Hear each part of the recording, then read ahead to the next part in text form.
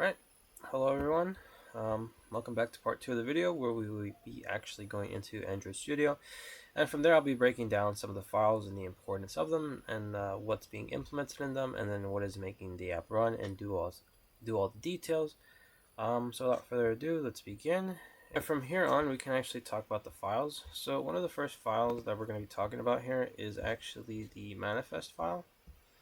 So if we go down here to the manifest file, we can actually begin here. So this is basically the manifest file.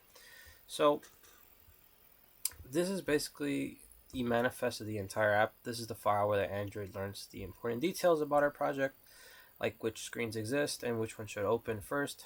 Unlike layout files, this one sits at the root of the app. I'm going to turn this off because it applies to everything, not just one part. And so at the top of the manifest tag, as we can see here, it wraps around the entire file. So it includes things like the package name. In our case, we have it like set to com.example.parker. So this package name is what identifies our app to the device, and Android uses it so it doesn't get mixed up with any other app. And then we also have other tags like the application tag. Here we can define the settings that affect the whole app. So things like the app name, the icon, and the theme are all set here. So these are what the user actually sees on their home screen and inside the app. Then we have more tags like the activity tags. So this is where we list all the screens that the app has.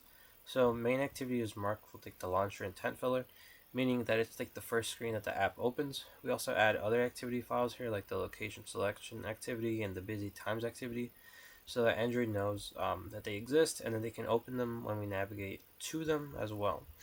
So the next file we're going to talk about here is the activity main file. So let's go scroll down to it. And here we could just kind of see like the UI of it.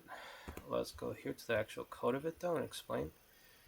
Here we have different selections like buttons and like text view buttons for basically like the selection of what we had here for like the pick location, the time, the reserved spot.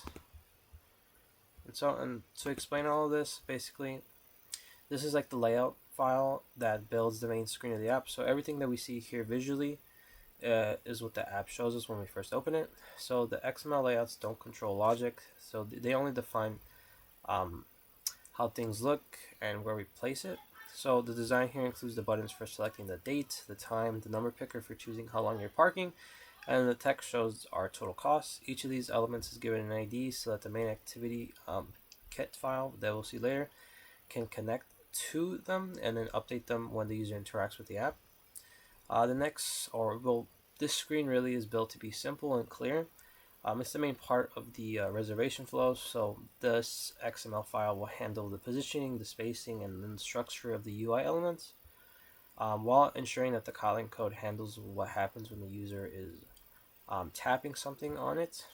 So if we go down to next, our main activity file. Here we have our main activity file. Looks like we're starting at the bottom to scroll up. You can see we have many different types of functions, private functions as well. Let me just show you a little scroll of it, and then let's go to the top here where we have our imports and our package name. So here in our main activity file, you can consider this almost like the central area of the app. And so while the XML handles how the screen looks, this file basically controls how everything that the screen is actually going to be doing. So this is where all the interaction, the logic, and the navigation actually happen.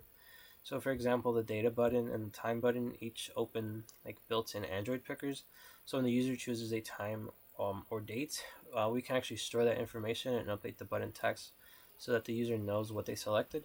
And the duration picker works the same way. So once the user picks a number of hours, it can instantly update the total price on the screen. We'll see that later when we go on the actual demo of it on our next video. But basically, this file also handles the navigation. So when the user picks a parking location, we can launch the location selection activity. And when they want to see how busy the area gets in one of the different locations, we open the busy times activity file. So this file sends and receives data between screens so everything stays consistent between each other. Finally, the reserve and the cancel buttons are also controlled here. So the reserve checks if the user entered everything correctly and then confirms the reservation. The cancel, which we currently saw on the activity main XML file, that'll actually resets the screen so that the user can start fresh and then reserve everything again if needed. So basically everything that the main screen needs happens in this file. So now if we go down to our next file, the activity location XML file. Where is it at? Okay, activity location file. Right here. Activity location selection here. So in this file, it's another XML file. So basically in this file, this is like the simple layout for the screen. So it's where the user is going to be picking their parking location instead of crowding it with the main screen. Here with everything, we can put 3 locations: downtown, the loop, River North on that separate screen. So each location is just a button, and the layout keeps things centered and clean just like the main layout would. And this XML file only handles the look and placement of the buttons, not just the logic behind them. And then moving on to our location selection activity, which was actually here, we can see here we have more private functions and override functions and more imports in our package name. So basically here, this file will handle what happens when the user picks a location. So each button is corresponding to one of our parking areas, and when the user taps one, we send the location back to the main activity file. This file is important because it keeps the main screen from becoming overloaded. So instead of putting everything in one place, we can keep the location separate, name separated, and then send the results where it needs to go. And so after the user is picking their choice, their location, we can simply close the screen and then return to the main one with the choice that they selected. Alright, and with that, we have reached the end of our video. Please feel free to like, comment, share, and subscribe. I hope this video was helpful. I'm breaking down some of the important files needed in our app, and stay tuned in part 3 where we will be actually discussing the last bits of files and then showing our demo in action and seeing how it works. Thanks.